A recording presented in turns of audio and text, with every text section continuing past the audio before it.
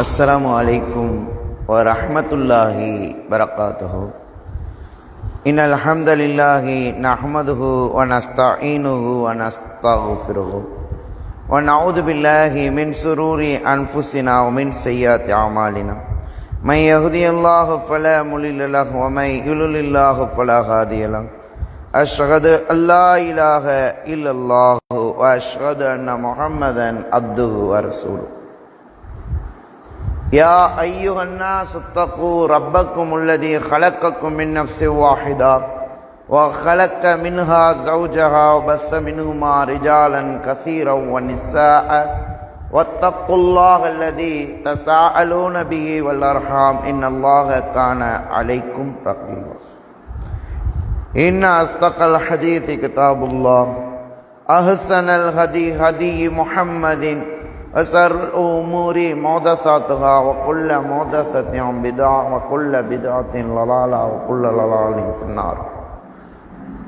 اللهم صل على محمد وعلى آل محمد كما صليت على إبراهيم وعلى آل إبراهيم إنك حميد مجيد. கண்ணியம் மிகுந்த அல்லாஹ்வுடைய நல்லடியார்களே,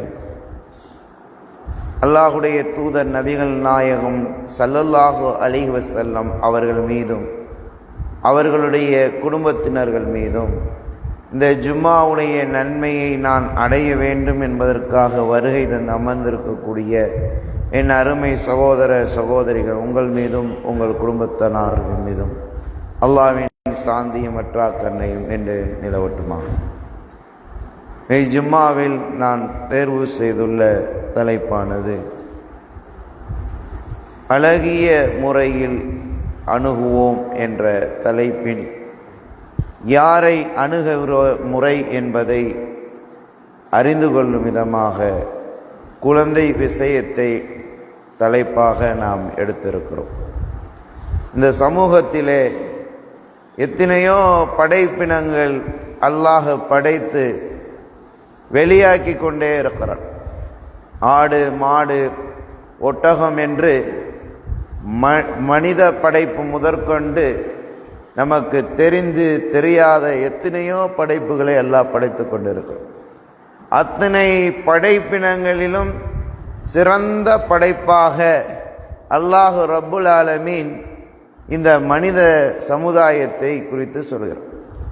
அறிவான சிந்தனை உடையவர்களாக இருக்கக்கூடிய நிலையில் நம்மை படைத்திருக்கக்கூடிய ரப்புல் ஆலமீன் அவனுடைய திருமறை குர்ஆன் வாயிலாக ஏராளமான விஷயங்களை சொல்லித் தருகிறான். குறிப்பாக இந்த இஸ்லாமிய சமுதாயம் நன்றாக உற்று சற்று சிந்தித்து பார்ப்பீர்களேயானால் இந்த மார்க்கம் திருமறை குர்ஆன் வாயிலாக உங்கள் வாழ்வியலிலே உங்கள் வாழ்க்கையிலே ஏராளமான விஷயங்களுக்கு தீர்வாக இருப்பதை பார்க்கும். ஆனால் இந்த மனித சமுதாயமாக இருக்கக்கூடிய நாம் அதை பற்றி சிந்திப்பது மிக மிக குறைவாக இருப்பதை பார்க்கும். இன்னைக்கு ஒரு விஷயங்களை எடுத்து பார்ப்பீர்களேயானால் செல்வங்களிலேயே இந்த குழந்தை செல்வத்தை குறித்து அல்லாஹ் சொல்கிறான். குழந்தை செல்வம் என்பது ஒரு அருள்கொடை, அல்லாஹ் கொடுத்த ஒரு அருள்கொடை. அந்த குழந்தை செல்வத்தில் நாம் எப்படி அதை வளர்த்தெடுக்கிறோம், அந்த குழந்தை செல்வத்தை எந்த அளவுக்கு நேசிக்கிற நாம் அந்த குழந்தை செல்வத்தை எந்த அடிப்படையில் வளர்க்கக்கூடியவர்களாக இருக்கிறோம் என்பதை நாம் சிந்தித்து பார்க்க வேண்டும். அல்லாஹ் திருக்குர்ஆன் வாயிலாக நமக்கு சொல்லித்தரக்கூடிய ஒரு நல்ல அடியார் தனது குழந்தைக்கு செய்த அறிவுரையை குறித்து அல்லாஹ் சொல்றோம். அந்த நல்லடியார் நல்ல மனிதர் தன்னுடைய பிள்ளைக்கு சொன்ன அறிவுரையை குறித்து நமக்கு சொல்லித் தருகிறான் என்றால் அதில் நமக்கு பாடம் படிப்பினைகள் இருக்கிறது. நாம் பிள்ளைகளிடத்தில் இதை சொல்லி இருக்கிறோமா, இதை சொல்லி கொடுத்து வளர்க்கிறோமா, இப்படிப்பட்ட நிலை ஏற்படுத்துகிறோமா என்பதை நான் சற்று சிந்தித்து பார்க்க வேண்டும். அல்லாஹ் திருக்குர்ஆனிலே சொல்கிற பொழுது யா புனைய அகீமிஸ் ஸலாத்த, அல்லாஹ் சொல்லுகிறான் யா புனைய அகீமிஸ் ஸலாத்த வ அம்ரு பில் மஅரூஃபி வன்ஹர் அனில் முன்கர் வஸ்பிர் அலா மா அஸாபக இன்ன தாலிக மின் அஸீமில் அம்ர். அது சொல்லக்கூடிய வார்த்தை என்ன? என் அருமை மகனே, என் அருமை மகனே, தொழுகையை நிலைநாட்டு. தொழுகை குறித்து தன் மகனுக்கு சொல்றாங்க. அதுக்கு முன்னாடி ஒரு வசனத்தில் சொல்லுகிற பொழுது என் அருமை மகனே இணை கற்பித்திடாதே. அல்லாஹ்வுக்கு இணை கற்பிப்பது மிகப்பெரிய அநீதி அப்படின்னு சொல்றத பார்க்கும். அப்ப நாம முதல்ல நம்ம பிள்ளைகளுக்கு இணை கற்பிப்பதுன்னா என்னன்னு சொல்லி கொடுத்து வளர்க்கணும். அது எவ்வளவு பெரிய பாவம் என்பதை சொல்லி கொடுத்திருக்கிறோமா? நீ பாருங்க, குழந்தைகளை பெரியவர் முதற்கொண்டு சிறியவர்கள் வரைக்கும் இணை கற்பிக்கக்கூடிய நிலையை உணர்ந்திருக்கிறோமா? இன்னைக்கு வாழுகிற இந்த சமூகத்தில் இணை கற்பிப்பது மிகப்பெரிய அநீதின்னு தெரிஞ்சு வச்சிருக்கக்கூடிய நாம் சில இடங்களில் இணை கற்பிக்கக்கூடிய காரியங்களை பார்க்கிறோமா? என்ன அல்லாஹ்ட்ட தான் பிரார்த்தனை செய்ய வேண்டும் என்று இருக்கிற பொழுது இறந்தவர்களிடத்திலே பிரார்த்தனை செய்வதை பார்க்க, அல்லாஹ் செவியேற்கக்கூடியவனாக பதிலளிக்கக்கூடியவனாக இருக்கிற பொழுது செவியேற்காத இறந்து போனவர்களிடத்திலே போய் கேட்கக்கூடிய நிலையை பார்க்கிறோமா இல்லையா? இந்த குழந்தை செல்வம் என்று சொன்னேனே, அந்த குழந்தை செல்வம் இல்லாமல் எத்தனை நபிமார்கள் இருந்தார். இப்ராஹிம் அலைஹிஸ்ஸலாம் தன்னுடைய முதுமை நிலையை அடையும் வரைக்கும் குழந்தை செல்வம் இல்லாமல் வாழ்ந்தார்களே, சற்று சிந்திச்சு பார்த்தீங்களா? அவங்க அல்லாஹ்விடத்தில் தான் கேட்டார்கள், அல்லாஹ்விடத்தில் தான் பிரார்த்தனை செய்தார்கள், அல்லாஹ் தருவான் என்ற நம்பிக்கையோடு உறுதியோடு இருந்தார். அல்லாஹ் கொடுத்தானா? அப்ப நாம எப்படி இருக்கோம் இந்த விஷயங்கள்ல? அங்கே போனால், அங்கே தொட்டி கட்டினால், அங்கே அது போட்டால் இது போட்டால் என்றெல்லாம் மக்களை அல்லாஹ்வின் திசையை விட்டு அல்லாஹ்வின் மீது வைத்த நம்பிக்கையை விட்டு திருப்பக்கூடிய நிலையை பார்க்கிறோமா இல்லையா? அப்ப இணை கற்பிப்பது ஒரு காலமும் அல்லாஹ் என்ன செய்ய மாட்டான், மன்னிக்க மாட்டான். அதைத்தான் லுக்மான் தன் மகனுக்கு சொல்கிறார்கள், இணை கற்பிப்பது மிகப்பெரிய அநீதி, பாவம், இணை கற்பிச்சிராத. அதுக்கடுத்து தான் சொல்றாங்க, தன்னுடைய மகனுக்கு சொல்கிற பொழுது தொழுகையை நிலைநாட்டு. தொழுகை விஷயத்தில் நீங்க எடுத்து பாருங்க, நம்ம பிள்ளைகள் இடத்தில் எவ்வளவு கவனத்தோடு தொழுகிறார்களா என்று பார்க்கிறோமா? இன்னைக்கு பள்ளிக்கூடம் சென்றாயா, காலேஜ் சென்றாயா, படித்தாயா என்று கேட்கிற அளவிற்கு தொழுதாயா என்று எந்த பெற்றோராக கேட்கக்கூடியவர்களா இருக்கிறோமா? ஏன்? இந்த மார்க்கத்தின்படி நாம் வளர்ந்திருந்தால் தம் பிள்ளைகளை அதன் அடிப்படையில் வளர்ப்போம். நான் 5 வேளை தொழுகிறேன், என் பிள்ளை தொழவில்லை என்றால் அந்த 5 வயசிலிருந்து அவனுக்கு தொழுகை பற்றி, தொழுகை குறித்து, தொழுகை பற்றிய ஞாபகம் மூட்டி அந்த குழந்தை தொழக்கூடிய குழந்தைகளா இருக்கு. எத்தனை இஸ்லாமிய சகோதரர்கள் எத்தனை பேர்கள் இருக்கிறோம் இந்த ஊர்ல? எத்தனை பேர்கள் தொழக்கூடியவர்களாக ஐவேளை தொழுகைகளை நான் பேணி தொழக்கூடியவனாக இருக்கிறேன் என்று சொல்லுங்க பார்ப்போம். கிடைத்தால் தொழக்கூடியவர்கள், வாரத்தில் தொழக்கூடியவர்கள் இருக்கிறார்களா இல்லையா? இஸ்லாமியர்களில் சில பேர்கள் இருக்கிறார்களா இல்லையா? அப்ப மார்க்கம் நமக்கு என்ன சொல்லி தருகிறது? தொழுகை முக்கியத்துவத்தை குறித்து சொல்கிறது. தன்னுடைய மகனுக்கு அவர்கள் செய்த மிக முக்கியத்துவம் வாய்ந்த உபதேசத்தில் ஒன்று இது. தொழுகையை நிலைநாட்டு. தொழுகை குறித்து அல்லாஹ் சொல்லுகிற பொழுது நேரம் குறிக்கப்பட்ட கடமையாக உள்ளது தொழுகை என்று சொல்றோம். உரித்த நேரத்தில் தொழ வேண்டும். இன்னைக்கு உரிச்ச நேரத்தில் கரெக்டா அந்த டயத்துக்கு தொழுகைக்கு வர்றோமா? தொழுகையை நிலைநாட்டுகிறோமா? தொழுகையை ஏவுகிறோமா? தொழுகை ஏவுகிறது, தொழுகை பற்றி ஞாபகமூட்டுறது, தொழுகைக்கு அழைக்கிற பணிகளை செய்து கொண்டிருக்கிறோம். தொழுகை குறித்து என்றாவது விளங்கி இருக்கிறோமா? தொழுகை குறித்து அல்லாஹ் சொல்கிறான், மானக்கேடான வெட்கக்கேடான செயல்களை விட்டு தடுக்கக்கூடியதாக இந்த தொழுகை இருக்கு. ஒருத்தர் தொழுதான்னா, தொழுகையை பேணி தொழுவானையானால் இந்த மானக்கேடான வெட்கக்கேடான செயல்களை விட்டு அவனை தடுக்கக்கூடியதாக இந்த தொழுகை இருக்கு. அப்படிப்பட்ட அந்த தொழுகையை தான் லுக்மான் தன் மகனுக்கு ஏவுனதை பார்க்கிறோம். தொழுமாறு ஏவினார்கள் என்ற திருமறை குர்ஆன் வாயிலாக அல்லாஹ் உங்களுக்கு சொல்லித் தரக்கூடிய விஷயம் என்ன? தன்னுடைய மகனுக்கு தொழுமாறு ஏவக்கூடிய அந்த விஷயத்தை சொல்கிறோம். அது மாத்திரமல்ல, நன்மையை ஏவு தீமையை தடு, நன்மை ஏவு தீமையை தடு தன் மகனுக்கு சொல்றாங்க. நம்ம பிள்ளைக்கு நன்மை ஏவு தீமையை தடு, பாவத்துல போய் மூழ்கிறாதேன்னு சொல்லி கொடுத்து வளர்த்தா நம்ம பிள்ளை எப்படி வளரும், எப்படி இருக்கும்? சிந்திச்சு பாருங்க. நன்மைனா என்ன, எவையெல்லாம் நன்மை, அந்த காரியங்களில் நீ முழுமூச்சாக ஈடுபடு, நன்மையான காரியத்தை நோக்கி ஓடு, நன்மைக்கு நன்மை செய்வதற்காக நீ பாடுபடு, நன்மை ஏவு, நன்மையின் பக்கம் மக்களை அலை அப்படின்னு நீங்க சொல்லி கொடுத்து வளர்த்தீங்கன்னா அந்த குழந்தை எப்படி வளரும்? சிந்திச்சு பாருங்க. நன்மையை ஏவக்கூடிய குழந்தைகளாக, நன்மையை தானும் செய்யக்கூடிய குழந்தைகளாக, ஐவேளை தொழுகையை பேணி தொழும், பெரியோர்களுக்கு மரியாதை செலுத்தக்கூடிய அந்த விஷயங்கள் மரியாதை கொடுத்து வளரக்கூடிய குழந்தையாக உருவாகும். பெற்றோர்களை பேணி நடக்கக்கூடிய குழந்தைகளாக உருவாகும். அதே நேரத்தில் ஒவ்வொரு விஷயங்களிலும் சமூக அக்கறையோடு செயல்படுத்தக்கூடிய குழந்தையாக உருவாகும். சமுதாயத்திற்கு தீங்கு ஏற்படுமையானால் நன்மை ஏவு தீமையை தடுன்னு சொல்லி கொடுத்து நீங்க அந்த குழந்தையை வளர்ப்பீர்களேயானால் சமூகத்தில் ஏற்படக்கூடிய தீமைகளை தடுக்கிற குழந்தையா உருவாகுமா இல்லையா? இன்னைக்கு குழந்தைகளை பாருங்க. இளமை பருவ துடிப்பில் இருந்த இப்ராஹிம் அலைஹிஸ்ஸலாமுடைய வாழ்க்கை எடுத்து பாருங்க.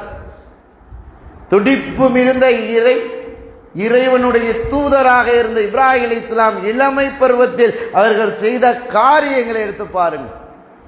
மக்களுக்கு பகுத்தறிவை சிந்தனையை சிந்திக்க தூண்டினார்கள், செயல் வடிவிலே கொண்டு வந்தார்கள். நீங்க சிந்திச்சு பாருங்க. இன்னைக்கு இளைஞர்கள் இங்கே போய் நிற்கிறார்கள், இங்கே போய் கொண்டு இருக்கிறார்கள். பார்த்தீங்களா? ஏன்னா கட்டி வைக்க முடியாத அலைகள் அவர்கள். அந்த பருவம் இருக்கிறதே பட்டாம்பூச்சி போல பறக்கக்கூடிய பருவம். எங்கிட்டெல்லாம் நீங்கள் வாக்கியாவை திறந்து விடுகிறீர்களோ அங்கிட்டெல்லாம் அந்த பருவம் ஓடிக்கொண்டிருக்கும். அந்த பருவத்தை நீங்கள் சரியாக பயன்படுத்தவில்லை என்றால், அந்த இளமை பருவத்தை சரியான முறையில் நீங்கள் வழிநடத்தவில்லை என்றால், பெற்றோர்கள், தலைவர்கள், ஊரில் இருக்கக்கூடிய பெரியோர்கள் மார்க்கத்தின் அடிப்படையிலே, இஸ்லாத்தின் அடிப்படையிலே அந்த பருவத்தை சரியாக நீங்கள் பயன்படுத்தவில்லை என்றால், அந்த பருவம் வழி தவறி செல்வதற்கு நாமே வகுத்து கொடுத்ததாக ஆகும். அப்ப எப்படிப்பட்ட பருவம் அந்த பருவம்? இளமை பருவம். அந்த சின்ன குழந்தைகளிலிருந்து அந்த இளமை பருவம் வரைக்கும் அவர்களுக்கு எந்த யோசனையும் இருக்காது. நீங்க பெரிய ஆளானா கூட சம்பாதிக்கணும், பிள்ளைய காப்பாற்றணும், குடும்பத்தை காப்பாற்றணும், ஏகப்பட்ட விஷயங்கள் உங்கள் அளவில் ஓடிக்கொண்டே இருக்கும். குழந்தைக்கு என்ன? படிக்கணும், படிச்சு முன்னுக்கு வரணும். இப்படிப்பட்ட சிந்தனை நீங்க சொன்னாதான் அவன் படிப்பான். இல்லைன்னா அதிலேயும் கோட்டையை விட்டு விடுவான். சிந்திச்சு பாருங்க. இந்த பருவத்தை நீங்கள் சரியாக பயன்படுத்த வேண்டும் என்றால் மார்க்கம் சொல்லக்கூடிய அடிப்படையில் உங்களுடைய அந்த பருவத்தை அமைத்துக் கொள்ளும். நன்மை ஏவு தீமையை தடு, அதனால் ஏற்படக்கூடிய சங்கட்டங்கள் கஷ்டங்களை பொறுத்துக்கொள், காரியங்களில் உறுதிமிக்கது. இன்னைக்கு இளமை பருவத்தை எடுத்துப்பார். இது உலகமுக்கு ஒட்டுமொத்த மனிதர்களும் சிந்திக்கும் முகமாக அல்லாஹ் தன் திருமறை குர்ஆன் வாயிலாக அந்த அடியார் தன் மகனுக்கு செய்த உபதேசத்தை சொல்றோம். நீங்க ஒரு கணம் சிந்திச்சு பார்த்திருப்பீங்கனால் இதிலே இந்த ஒரு வசனத்திலே எவ்வளவு விஷயங்கள் இருக்கிறது என்பதை நீங்கள் புரிந்து கொள்வீர்கள். சாதாரண விஷயமா? அல்லாஹ் திருமறை குர்ஆன் வாயிலாக ஒரு விஷயத்தை குறித்து சொல்கிறான். இன்னைக்கு ஒட்டுமொத்த மனிதர்களும் சிந்திக்குமோமாக ஏற்படக்கூடியதை சகித்துக்கொள். உனக்கு நன்மையை ஏவுகிறாய், தீமையை தடுக்கிறாய், இதனால் ஏற்படக்கூடிய துன்பம், கஷ்டம், கயிறம் எதா இருந்தாலும் நீ சகிச்சுக்கு. அது உறுதிமிக்க காரியம்.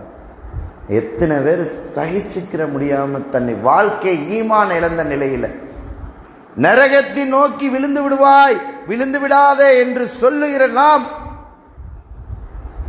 துன்பம் வந்த பிறகு, ஒரு நோய் வந்த பிறகு என்னை கொண்டு போய் விடு என்று தற்கொலை செய்யக்கூடிய நிலை பார்க்கிறமா இருக்கு.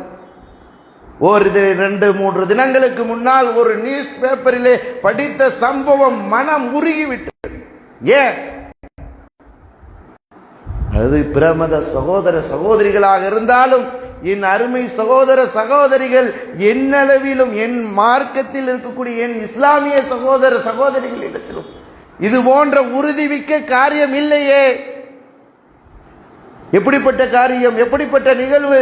ஒரு ஊரிலே அவர்கள் தன்னுடைய குடும்பத்தார்களை எல்லாம் அழைக்கிறார்கள். இஸ்லாம் இல்ல, அவர்கள் பிரமத சகோதர சகோதரி. கல்யாண நாள் என்று விசேஷ தடாபுடார் என்ன சாப்பாடு பரிமாறி சொந்த பந்தங்கள் எல்லாம் சிரித்த முகத்தோடு அன்று கழிக்கிறார்கள். பாருங்கள், கழித்து விட்டு அன்று பேசிக்கொள்கிறார்கள், சந்தோஷமாக இருக்கிறார்கள், நல்ல நிலைமையில் வாழ்ந்து கொண்டு அந்த நாள், அடுத்த நாள் அவர்கள் இறந்து விட்டார். தன்னையே மாய்த்து கொண்டார்கள். ஏன்? அவங்க மன உளைச்சல், அவர்கள் உடல் ரீதியாக ஏற்படக்கூடிய குழந்தை, இது போன்ற பல பிரச்சனையின் காரணத்தில் வாழ்ந்தவர்கள் இறந்து விடுவோம் என்ற முடிவுக்கு வந்து அனைவர்களையும் அழைத்து இதுபோல விருந்தளித்து விட்டு தன்னை மாய்த்திருக்கிறார். சிரிச்சுபார். ஒரு இஸ்லாமிய சகோதர சகோதரிகளை சிந்திச்சு பாருங்கள். மார்க்கம் நமக்கு என்ன சொல்லி தருகிறது? உறுதிமிக்க காரியம் உனக்கு ஏற்படும். எல்லாம் அல்லாஹ் தான் கொடுத்தான்னா நீ எப்படி இருப்ப? உறுதியா இருப்ப. இன்பம் வந்தாலும் துன்பம் வந்தாலும் இறைவன் புறத்திலிருந்து தான் வருகிறது. துன்பமாக இருந்தாலும் இன்பமாக இருந்தாலும் அது அனைத்தும் அல்லாஹ்வின் சோதனை. காரூனை சோதித்தான், நஷ்டவாளியாக ஆகினானா இல்லையா? ஃபிரௌனை சோதித்தான், நஷ்டவாளியாக ஆகினானா இல்லையா? மரியம் அலைஹிஸ்ஸலாத்தை சோதித்தான். எப்படிப்பட்ட சோதனை சிரிச்சு பாருங்க. நீங்க நினைச்சு கூட பார்க்க முடியாது. அவ்வளவு பெரிய சோதனையை தாங்கி நின்றார்கள், அல்லாஹ்வை நம்பி நின்றார்கள். அல்லாஹ் உதவி செஞ்ச அந்த முழு மனித சமுதாயத்திற்கும் பறைசாற்றும் விதமாக எடுத்துரைத்துக் கொண்டிருக்கிறான் பரிசுத்த தன்மையான அந்த பெண்மணியை பற்றி. மரியம் அலைஹிஸ்ஸலாம் அவங்களை பத்தி சொல்றானே அல்லாஹ் திருமறை குர்ஆன் வாயிலாக. சிந்திச்சு பாருங்க. அல்லாஹ் சோதிப்பான். பொறுமையாக சகிப்புத்தன்மை மிக்கவரில் ஒருவராக நாம் இருக்க வேண்டும். இன்னைக்கு பாருங்க, பள்ளிக்கூடத்துக்கு போற பிள்ளை பரீட்சையில ஃபெயில் ஆகி விடுகிறது என்றால் தன்னுடைய உசுரை பெருசாகவே நினைக்கிறேன். இப்ப ஃபேஷன் ஆகி போச்சு. இப்ப அந்த அளவுக்கு சமூகம் மாறிக்கொண்டே போயிடுற ஃபேஷன் என்ற லெவலுக்கு வந்துருச்சா இல்லையா? தன்னை மாய்த்துக் கொள்வது, தற்கொலை செய்து கொள்வது எங்கே போய் கொண்டு இருக்கிற இந்த சமூகம். சிரிச்சு பாருங்க. அல்லாஹ் ஒரு உயிரை கொடுத்திருக்கிறான். அந்த உயிரை நீ எப்படி வாழ வேண்டும் என்ற வழியையும் சொல்லி தந்திருக்கிறான். ஆனால் இந்த சமூகம் சரியான பாதையில் சென்று கொண்டிருக்கிறதா?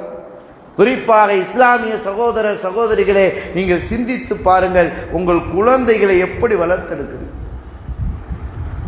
2 இளைஞர்கள் சேர்ந்தால் என்னென்ன பேச்சுக்கள் பேசுகிறார் என்று பெரியவர்களை என்ன இப்படி பேசுறாங்க?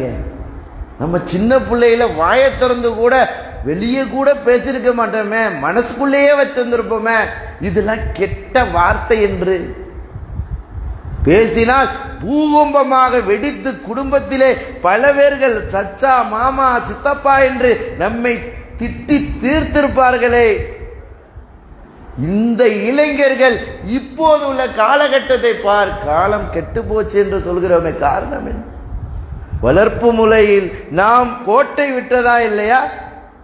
வளர்க்கும் பொழுது நல்லதை சொல்லிக் கொடுத்து வளர்ப்பதிருப்போமே, ஆனால் அந்த குழந்தை எப்படி வளர்ந்திருக்கும்? நபிகள் நாயகம் ஸல்லல்லாஹு அலைஹி வஸல்லம் தன்னோடு உட்கார்ந்து அமர்ந்த சிறுவர்களுக்கு எப்படி சாப்பிட வேண்டும் என்று ஒரு சிறுவருக்கு பாடம் நடத்துகிறார்கள் என்றா சிச்சு பாருங்க. வலது கரத்தில் சாப்பிட வேண்டும், அல்லாஹ்வின் பெயர் சொல்லி சாப்பிட வேண்டும், ஓரத்தில் இருந்து சாப்பிடுகிற முறையை அல்லாஹ்வுடைய தூதர் சொல்லி தர்றாங்கன்னா நாம பிள்ளை எப்படி சாப்பிடுது? ஸ்பூனு பிடிக்கிற பார்த்து அடியே ரசிக்கு. அது எப்படி சொல்லணும்? பிஸ்மி சொல்லி சாப்பிடணும், வலது கையால் சாப்பிடணும், கையை கழுவிட்டு சாப்பிடணும். ஸ்பூனு சொன்னா ஸ்பூனு பிடிச்சி சாப்பிடக்கூடாதான்னு கேட்டாரு. ரசிக்கிறத சொல்றோம். நம் மார்க்கத்தை சொல்லி பிஸ்மி இல்லை, பிஸ்மி சொல்லி சாப்பிடுமா அப்படின்னு சொல்லி கொடுக்குறோமா? அப்ப நம்ம குழந்தைகளை சின்ன வயசில் இருந்து பார்த்து பார்த்து வளர்க்கிறோம். பார்க்கிற அந்த பார்வையில் மார்க்கம் இருக்கிறதா என்று பார்க்கிறோம் என்றால் அதுதான் கேள்விக்குறியாக இருக்கு. நம்ம குழந்தைகளை வளர்க்கிறோம், எப்படியாச்சும் படிச்சு அவன் பெரிய ஆளா வரணும், இளமை பருவத்திலே ஊஞ்சலாடி கொண்டிருக்கிறான் என்று சிந்திக்கிறோம். என்ன படிக்கிறான், எப்படி படிக்கிறான், என்ன அளவுக்கு இருக்கிறான், இந்த நிலைமை என்று நம்ம என்னைக்காச்சும் செஞ்சிருக்குமா? இன்னைக்கு ஒரு மனிதனை உயர்ந்த இடத்திற்கு கொண்டு வருவது கல்விதான். மார்க்கமும் அந்த கல்வியை வலியுறுத்தி சொல்கிறது. போர்க்களத்திலே கைதிகளை கொண்டு வந்து நிற்பாட்டுகிற பொழுது அந்த கைதிகளுக்கு பிணை தொகையாக பெறப்பட்ட வரலாறை இஸ்லாம் நமக்கு எதை சொல்லித் தருகிறது? அவர்கள் கற்றிருந்த கல்வியை என் தோழர்களுக்கு நீங்கள் கற்றுக் கொடுத்து பிணையாக வெளியேறுங்கள். எப்படிப்பட்ட மார்க்க இஸ்லாம்! கல்விக்கு எந்த அளவுக்கு முக்கியத்துவம் கொடுத்திருக்கிறது இஸ்லாம், சிரிச்சு பாருங்க. ஆனால் அந்த கல்வி நமக்கு பயனுள்ள கல்வியா இருக்கு. அந்த கல்வியை கற்று இருக்கிறான், நல்லா படிச்சிருக்கிறான், பெரிய பெரிய படிப்பெல்லாம் படிச்சிருக்கிறான், ஆனா உட்கார்ந்து மது குடிக்கிறான்னா அவன் கல்வி அவனுக்கு என்ன பிரயோஜனம்? சிரிச்சு பாருங்க. அந்த மது பாட்டில்களில் எழுதப்பட்ட வாசகங்களை நன்றாக இங்கிலீஷ்ல இருந்தாலும் படிக்கிறான், தமிழ்ல இருந்தாலும் படிக்கிறான், தெளிவாக சொல்லப்பட்ட விஷயங்களை நன்றாக விளங்கியும் அவன் குடிக்கிறான் என்றால் அவன் கல்வி அதை தடுக்கிறதா? தடுக்கலையே. அப்படிப்பட்ட கல்வி பயனுள்ள கல்வியா? பயனற்ற கல்வி. பயனுள்ள கல்வியை சொல்லிக் கொடுக்கும். மார்க்கத்தை நாம் அவர்களுக்கு சொல்லிக் கொடுத்து வளர்ப்போமையானால் மார்க்க கல்வியோடு உலக கல்வியும் கலந்து இந்த உலகத்திலே 2 வகையான பார்வை. ஒன்று அல்லாஹ் ரசூல் சொன்னது ஒரு கல்வி, உலகத்தில் எப்படி வாழ வேண்டும் என்பதை தன்னுடைய வாழ்க்கை தேவைக்கு சம்பாத்தியத்தை ஒரு கல்வி சொல்லிக் கொடுக்கிறது. இப்படி சம்பாதித்தால் நீ இப்படி உயர்ந்த இடத்துக்கு வரலாம், ஆனா மாட்டு நீ என்ன சிறைக்கு போயிடுவான்னு சொல்லுவோம். அந்த கல்வியை தேர்ந்தெடுப்பதா? இப்படி நீ சம்பாதித்தால் உனக்கு பொருளாதாரம் வரும், நல்ல முறையில் இருக்கும், ஹலாலான முறை என்று கல்வி சொல்லிக் கொடுக்கிறது. எந்த முறையை நீ தேர்ந்தெடுக்க வேண்டும்? இன்னைக்கு கல்வியை கற்றுக்கொண்டவன் இணையதளங்களில் ஏமாத்துகிறானே, பிறர் இடத்தில் மோசடி செய்கிறானே, அப்படிப்பட்ட கல்வி நமக்கு தேவையில்லை. அந்த மாதிரி கல்வியை தவறாக நாம் பயன்படுத்தி விடக்கூடாது. சரியான கோணத்திலே பயன்படுத்தக்கூடிய கல்வி நம்ம இடத்தில் இருக்க வேண்டும் என்றால் மார்க்கம் நம்ம இடத்தில் இருக்கணும். இக்ரா பிஸ்மி ரப்பிக்கல்லதி கலக்னு அல்லாஹ் சொல்றான். என்ன? படைத்த இறைவனின் பெயரால் ஓதுவீராக. படைச்ச ரப்புல் ஆலமீனுடைய பெயரால் நீ ஓதுவீராகன்னா அவன் சொல்லி தந்த அங்கம், அவன் சொல்லி தந்த ஒவ்வொரு விஷயங்களையும் சிரிச்சு பாருங்க. இன்னைக்கு பொறியியலாளர் கல்வி எப்படி படிக்கிறோம்? துல்கர்னைன் அந்த மலையை ஏற்படுத்தி தந்தார்கள். எப்படிப்பட்ட கல்வி சிரிச்சு பாருங்க. துல்கர்னைன் அந்த மலையை மக்களை தன்னுடைய தாது பொருட்களை எல்லாம் கொண்டு வாருங்கள் என்று சொல்லி அங்கே நெருப்பால் ஊதி அந்த மலைகளை எழுப்பி அந்த யஜூஜ் மாஜூஜ் கூட்டத்தில் இருந்து தடுப்பு சுவரை ஏற்படுத்தினார்களே, எப்படிப்பட்ட கல்வி! சிந்திச்சு பாருங்க. கல்வி என்பது குர்ஆன் ஹதீஸ் அடிப்படையில் நமக்கு சொல்லித் தரக்கூடிய முக்கியத்துவம் வாய்ந்த கல்வி. எப்படி இருக்குன்னு, படிச்சேன் நான் திருந்தினேன், படிச்சேன் நான் வீணா போனேன்னு இருந்தா கல்வி நல்ல கல்வி, நீ வீணா போன. கல்வியை கற்பது எது, நல்லது எது, கெட்டது எது என்று பிரித்து அறிந்து தன்னுடைய வாழ்க்கையை அமைத்துக் கொள்வதற்கு தான் கல்வியை தவிர. நல்ல கல்வி படிச்சிருக்கார், பெரிய படிப்பு படிச்சிருக்கார், என்ன அப்பப்ப தண்ணி அடிப்பார், கொஞ்சம் கொஞ்சம் புயல போடுவார், கொஞ்சம் கொஞ்சம் பான்பராக்கு போடுவார், கொஞ்சம் கொஞ்சம் கெட்ட கெட்ட பழக்கங்கள்லாம் இருக்குன்னு சொன்னா படித்தது மட்டும் போதும் அப்படின்னு எடுத்துக்கிறோமா? தன் மகளுக்கு அவரை திருமணம் செய்ய முயற்சி பண்ணுவோமா? சிரிச்சு பாருங்க. அட கல்வி இருக்குது, ஆனா செயல்ல ஒண்ணுமே இல்லை, எல்லாமே ஜீரோ, வெறுக்கத்தக்க செயல் அப்படின்னா நம்ம மகளுக்கோ தங்கச்சிக்கோ அவரை திருமணம் செய்து வைக்க ஏற்றுக்கொள்வோமா? சிரிச்சு பாருங்க, எப்படி வெறுப்போம். அப்ப கல்வி எப்படி இருக்குன்னு, நல்லா படித்திருக்கார், ஒழுக்க சிலரா இருக்கு, ஐவேளை தொழக்கூடியவரா இருக்கார், பிறரிடத்தில் அன்பு காட்டக்கூடியவரா இருக்கிறார், நல்ல மனிதர், உதவும் குணமுடையவர், பிறருக்கு பாதிப்பு என்றால் துடித்து ஓடக்கூடியவர், சமூகத்துக்கு பாதிப்பு என்றால் எதிர்த்து அந்த சமுதாயத்துக்கு உதவக்கூடியவர், நல்ல மனிதர் என்று சொல்லப்படுகிற அந்த இளைஞருக்கு நம்ம பொண்ணை கொடுப்போமா? இப்படிப்பட்ட கல்வி இருந்தும் பிரயோஜனம் இல்லாத இந்த மனிதருக்கு பொண்ணை கொடுப்போமா? கல்வி இருந்து பிரயோஜனமான அந்த மனிதருக்கு நாம் மகளை கொடுப்போமா என்று சற்று சிந்திச்சு பார். எப்படிப்பட்ட மார்க்கத்தில் நாம் பயணிக்கிறோம்? நாம் குழந்தைகளை சரியான கோணத்தில் வளர்க்கிறோம். குழந்தை வளர்ப்பு என்பது ஒரு அழகான அல்லாஹ் கொடுத்த அற்புதம், அல்லாஹ் கொடுத்த நிஅமத் நமக்கு குழந்தைகள். அந்த குழந்தையை பிறக்கிற பொழுது அல்லாஹ்வுடைய மார்க்கத்தில் தான் அந்த குழந்தை பிறக்கிறது. அந்த குழந்தையை வளர்க்கக்கூடிய நீங்கள் தான் அதை சரியாக வளர்க்க வேண்டும். பெற்றோர்கள் குறித்து நாம் சற்று சிந்திச்சு, பொறுப்புதாரிகள், பொறுப்பை நீங்கள் மறந்தீர்கள் என்றால் அதன் அறுவடை மோசமாக இருக்கும். பெத்த தாய் தந்தைகளை கொண்டு போய் ஒருத்த முதியோர் இல்லத்துல சேர்க்கிறானா, உன் வளர்ப்பு சரியில்லை முதல் காரணம். மார்க்கத்தை சொல்லிக் கொடுத்து வளர்த்திருந்தால் அந்த குழந்தை முதியோர் இல்லத்தில் கொண்டு போய் சேர்ப்பானா?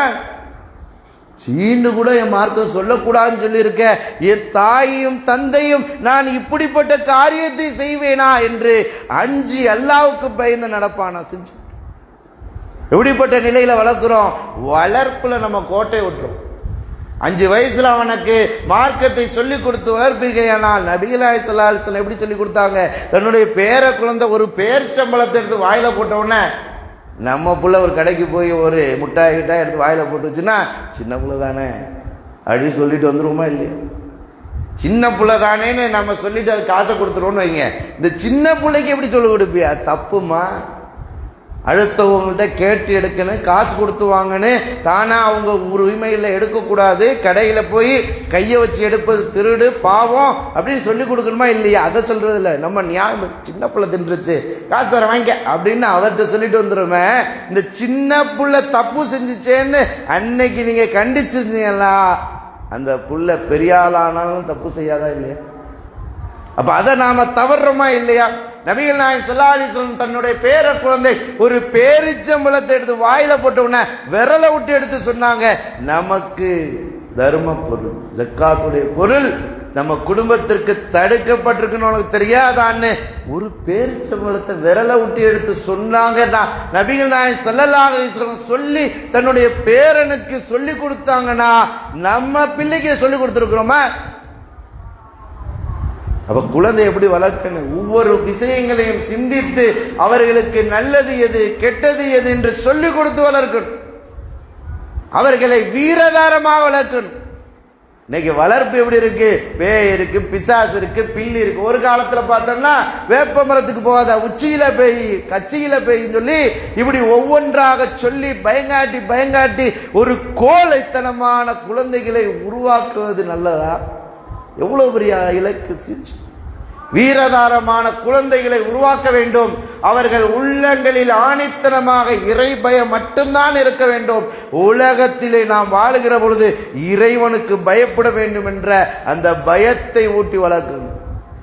பேய் பிசாசு பில்லி சூனியம் அப்படின்னு வளர்த்ததுனால தான் இன்ன வரைக்கும் அதில் போய் மூழ்கிட்டு இருக்கானா இல்லையா? ரசூலுல்லாஹி ஸல்லல்லாஹு அலைஹி வஸல்லம் தாயத்தை தொங்க விடுபவர் இணை கற்பித்தவர் சொல்லப்பட்ட இஸ்லாமியர்கள் என்று சொல்லக்கூடிய எத்தனை இளைஞர்கள் தாயத்தை தொங்க விட்டுக்கிட்டு திரிகிறார். இணை வைத்த காரியம் என்று இந்த மார்க்கம் சொல்லி தரப்பட்டிருக்கிறது. லுக்மான் தன் மகனுக்கு சொல்ல இணை வைப்பது மிகப்பெரிய அநீதினு சொல்லப்பட்டு இருக்கிற போது நாம பிள்ளைக்கு அதையே கட்டி விடுறோமே. போயிட்டு இருக்கோம் நம்ம மார்க்கத்தில். சிந்திச்சு பாரு, எவ்வளவு பெரிய இழப்பை சந்திச்சு கொண்டிருக்கோம். ஏன் வீடு கட்டுறதுக்கு நான் அல்லாஹ்வை வணங்கக்கூடியவன், அதற்கு இணை கற்பிக்காதவன். ஆனா வீட்டில் நில வைக்கிறதுல இருந்து குழி தோண்டி உள்ள வைக்கிற வரைக்கும் இணை வைக்கக்கூடிய காரியங்களில் உறுதுணையாக நிற்பதை பார்க்கிறோமே. எப்படி இஸ்லாமியர்களா வாழ்ந்து கொண்டு இருக்கிறோம் சிந்திச்சு பாருங்க. இன்னைக்கு இந்த உலகத்தில் எப்படி போயிட்டு இருக்கோம். எதா இருந்தாலும் சரி பரவாயில்ல, நம்ம சமூகமா அப்படி. நீங்க உலகத்தில் வாழும்போது முஸ்லீமாக வாழ வேண்டும், அல்லாஹ்வுக்கு பயந்து நடக்க வேண்டும். உங்களை பாவம் செய்யுங்கள் என்று இந்த மார்க்கம் சொல்லவில்லை, நன்மை செய்யுங்கள், பிறருக்கு உதவுங்கள், சகோதரத்துவத்தை பேணுங்கள், சகோதரத்துவத்தோடு நடங்கள், பிற மத சகோதரருக்கு உதவுங்கள், அவர்களுடைய துயரங்களில் பங்கு கொள்ளுங்கள். உங்கள் சகோதரர்கள் ஒரு உடலை போன்றவர்களாக இருக்கிறார்கள், அவர்களுக்கு ஒரு உடலில் ஒரு உறுப்பு பாதிப்பென்றால் அத்தனை பேர்களும் துடித்து எழக்கூடியவர்களாக இஸ்லாமியர்கள் இருக்க வேண்டும் என்று இந்த மார்க்கம் சொல்லி தந்திருக்கிற பொழுது பக்கத்து வீட்டுக்காரன் பசியோட தாகத்தோட இருக்கும் போது எனக்கு என்னன்னு பிரியாணி வாங்கி தின்னா நீ என்ன முஸ்லீம்? சிந்திச்சு பாருங்க. எப்படி வாழ்ந்துட்டு இருக்கோம்? இப்படித்தானே வாழ்றோம் எல்லாரும். இல்ல சில பேர்கள் மார்க்கத்தை விளங்கி வாழ்றோம். சில பேருக்கு எப்படி வாழ்றான், பக்கத்து வீட்டுக்காரனுக்கு பசி, 2 குழந்தை, பாவம், பாலுக்கும் தண்ணிக்கும் சாப்பாட்டுக்கும் வழி இல்லாம இருக்குது. பார்த்துட்டு நாம கண்ணை தொடச்சிட்டு பிரியாணி வாங்கி தின்னோம்னா எப்படிப்பட்ட மனநிலைன்னு சிந்திச்சு பாரு. இப்படியா இஸ்லாம் சொல்லி தருகிறது? ஒருவர் உணவு 2 பேருக்கு போதுமானது. இப்படி சொல்லி தந்த மார்க்கத்தில் பயணிக்கக்கூடிய நாம நம்ம குழந்தைகளுக்கு சின்ன வயசுல இருக்கும் போது பெரியவர்கள் என்ன செய்வாங்க, யாராவது யாசகம் கேட்டு வந்தா தான் கொண்டு போய் கொடுக்க மாட்டான், தான் குழந்தைக்கு கொடுத்து கொண்டு போய் கொடுமான்னு சொல்லுவான். ஏன்? நீ கொடுக்கிறதை பழக்க வேண்டும் என்பதற்காக. நீ கொடுக்கும் போது நம்ம ஏழை எளியோருக்கு கொடுக்கணுங்கிற ஒரு எண்ணம் அந்த குழந்தை மனதிலே பதிய வேண்டும் என்பதற்காக. அதே ஒருத்தர் வாசல்ல வந்து நிக்கிறாரு, இந்த குழந்தைய போய் இன்னொரு வீட்டு வாசல்ல போய் நீ வாங்கிட்டு வான்னு நம்ம சொல்லுவோமா? சொல்ல மாட்டோம். ஏன்? அது வாங்க கூடாது, நம்ம சுயமரியாதையோடு வாழணும். நமக்கு இருந்தால் நாம் அவர்களுக்கு கொடுக்க வேண்டும் என்ற எண்ணத்தை ஊட்டி வளர்த்தார்கள் குழந்தைகளை. இன்னைக்கு எப்படி வளர்றோம்? இன்னைக்கு பாருங்க, சமூகத்துல இளைய சமுதாயம் சீரழிவது. இந்த போதை வஸ்துகளை சீரழிஞ்சிட்டு அதுக்கு ஆசை இல்லைன்னா கழுத்த இருக்கக்கூடிய காட்சியை பார்க்கிறோம், கொள்ளையடிக்கக்கூடிய காட்சியை பார்க்கிறோம், பெற்றோர்களை துன்புறுத்தக்கூடிய காட்சியை பார்க்கிறோம். ஏன்? வளர்ப்பு சரி, வளர்த்த விதம் சரியில்லை, அவனை நீ கண்காணிக்கவில்லை, அவனை நீ பொறுப்படுத்தி பார்க்கவில்லை, மார்க்க அடிப்படையில் உருவாக்கல. மார்க்க அடிப்படையிலே நாம் குழந்தைகளை வளர்த்தெடுக்க வேண்டும். உறுதிமிக்க காரியம். இன்னைக்கு பாருங்க, பள்ளிக்கூடத்துக்கு போறோம், பரீட்சையில ஃபெயில் ஆயிட்டோம்னா, அல்லது பெரியவர்கள் தன்னுடைய கடன்ல எதுலயோ ஒரு விஷயத்துல லாக் ஆயிட்டோம்னா, லாக் ஆயிட்டோமே நம்ம மௌத்தாயிருமேன்னு முடிவு பண்ணிடுறோம். எப்படி? தன்னை தானே மாய்த்துக் கொள்கிறான், தன்னை தானே தற்கொலை செய்து கொள்கிறான். இப்படிப்பட்ட நிலையே இஸ்லாம் சொல்லி தருது. உறுதிமிக்க காரியம். அல்லாஹ் தான் ஒரு துன்பத்தை கொடுக்கிறான், அவன் தான் நீக்கக்கூடியவனாக இருக்கான். பொறுத்துக்க, சகிச்சுக்க. அதுக்காக நீ போய் வட்டிக்கு வாங்கிட்டு வட்டியில லாங் ஆகிட்டு அல்லாஹ்வை நம்புறது எப்படி? நீ என்ன செய்யணும்? அல்லாஹ்வை நம்பி உறுதியா இருக்கணும். இப்ப வீட்டுக்கு ஒரு 10,000 ரூபாய் போதும் செலவுக்குன்னா, அதுக்கு மீறி நீ 30,000 ரூபாய்க்கு செலவு பண்ணிட்டு வட்டிக்கு வாங்கினீங்கன்னா என்ன அர்த்தம்? செஞ்சு பாரு. அதுல எப்படி பரக்கத்து இருக்கும்? வட்டி அழிச்சே தீர்வேன்னு அல்லாஹ் சொல்றான். அழிஞ்சு தீர்வேன்னு சொன்ன அல்லாஹ் அழிச்சிடறானா இல்லை? திருந்த அல்லாஹ் கொடுத்த இந்த ஞாபகத்து இருக்கிறது, ஆரோக்கியம் இருக்கிறது, பொருளாதாரம் இருக்கிறது, குழந்தை செல்வம் இருக்கிறது, இவைகளெல்லாம் அல்லாஹ் கொடுத்த ஞாபகத்து. அதற்கு நாம் நன்றி செலுத்தக்கூடிய நல்லடியார்களாக இருக்க வேண்டும். நாம் குழந்தைகளை சர்வ வாழ்க்கையை சொல்லிக் கொடுத்து மார்க்கத்தை சொல்லிக் கொடுத்து வளர்க்கக்கூடியவர்களாக, மறுமை சிந்தனையோடு தானும் வாழ வேண்டும், மார்க்க அடிப்படையில் குழந்தைகளையும் வளர்க்க வேண்டும், சமுதாயத்தின் மீது அக்கறை உள்ள குழந்தைகளாக வளர்க்க வேண்டும், சமூக சிந்தனைகளை அவர்களுக்கு சொல்லிக் கொடுக்க வேண்டும்.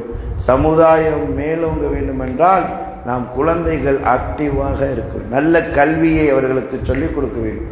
உயர்தரமான கல்வி, ஒரு சட்டம் எழுத சட்டம் சொல்லக்கூடிய அளவிற்குள்ள மார்க்க சட்டம், அதே நேரத்தில் உலகத்தில் இருக்கிற பொழுது அந்த தீர்ப்பு சொல்லக்கூடிய அளவுக்குள்ள கல்விகள் எல்லாம் இருக்கிறது.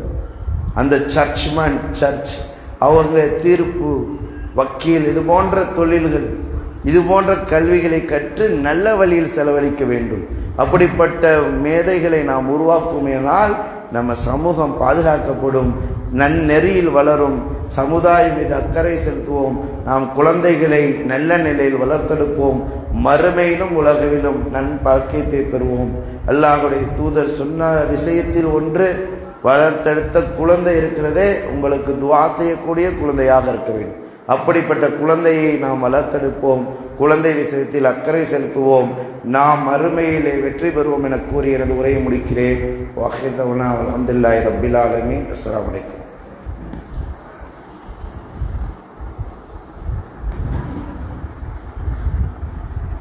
அஸ்ஸலாமு அலைக்கும் வரஹ்மத்துல்லாஹி வபரகாத்துஹு. அன்பான சகோதர சகோதரிகளே, அல்லாஹ்வுடைய மார்க்கம் என்பது இஸ்லாம். இஸ்லாத்தின் முக்கியத்துவத்தில் இஸ்லாமியர்கள் வாழ்ந்து கொண்டிருக்கிறோம். நாமும் சரியான முறையிலே இஸ்லாத்தை பின்பற்றி நடக்கவும், நம் குழந்தைகளும் சரியான முறையிலே இஸ்லாத்தின்படி அடிப்படையில் வளர்க்கவும், பிற மக்களுக்கு இஸ்லாமிய மார்க்கம் என்றால் என்ன என்பதை எடுத்துரைக்கவும், ஒற்றுமையோடு மார்க்கத்தின் அடிப்படையில் தன் வாழ்க்கையை அமைத்து கொள்ளவும் வேண்டும். இன்னைக்கு நாம் பள்ளிவாசல்களோடு நிம்மதியாக ஒரு இடத்தில் நிதானமாக தொழுகிறோம். அன்று நபிகள் நாயகம் ஸல்லல்லாஹு அலைஹி வஸல்லம் மக்காவில் சஜ்தாவில் இருக்கிற பொழுது அந்த மக்கத்து காபிர்கள் குடல்களை கொண்டு வந்து, ஒட்டக குடல்களை தலையில் போட்டு செய்து மிகப்பெரிய சோதனைகளை ஏற்படுத்தினார், மிகப்பெரிய கஷ்டத்தை ஏற்படுத்தினார். சிந்திச்சு பாருங்க, இன்னைக்கு நம்ம நிம்மதியாக வாழ்ந்துட்டு இருக்கோம், அல்லாஹ் கொடுத்த நியாமத். அப்படிப்பட்ட நிலையில சில சங்கடங்கள் வருகிற போது ஒற்றுமையாக இருந்து அதை நாம் சரி செய்யக்கூடியவர்களாக நாம் இருக்கணும். அதே போல அல்லாஹ்வுடைய ஆலயங்களை உருவாக்க வேண்டும். அல்லாஹ்வுடைய ஆலயங்கள் அதிகமாக எழுப்பப்பட்டு அல்லாஹ்வை வணங்கக்கூடிய மக்கள் இருக்கக்கூடிய இடங்களில் ஆலயங்கள் உருவாக வேண்டும். ஏகத்துவ பிரச்சாரங்கள் மக்கள் மத்தியிலே போய் சேர வேண்டும். நன்னெறி, நல் ஒழுக்கம், நல்ல பண்பு, பண்பாடு, இப்படி மார்க்கம் சார்ந்த அனைத்து விஷயங்களிலும் நாம் உறுதுணையாக, நன்மையிலும் இறைச்சத்திலும் ஒருவருக்கொருவர் உதவி கொள்ளக்கூடியவர்களாக இருக்க வேண்டும். அந்த அடிப்படையில் இன்ஷா அல்லாஹ் அடுத்த வாரம் அல்லாஹ்வுடைய ஆலயத்தை எழுப்புவதற்காக, திண்டுக்கல்லில் பள்ளிவாசல் கட்டுவதற்காக நம்மை நாடி அடுத்த வாரம் அந்த சகோதரர்கள் பொருளாதார உதவி கேட்டு வர இருக்கிறார்கள். இன்ஷா அல்லாஹ் அடுத்த வாரம் அதிகமாக வாரி வழங்குமாறு இந்த உரையின் மூலம் கேட்டுக்கொண்டு என்னை நிறைவு செய்கிறேன். அல்ஹம்துலில்லாஹி ரப்பில் ஆலமீன்.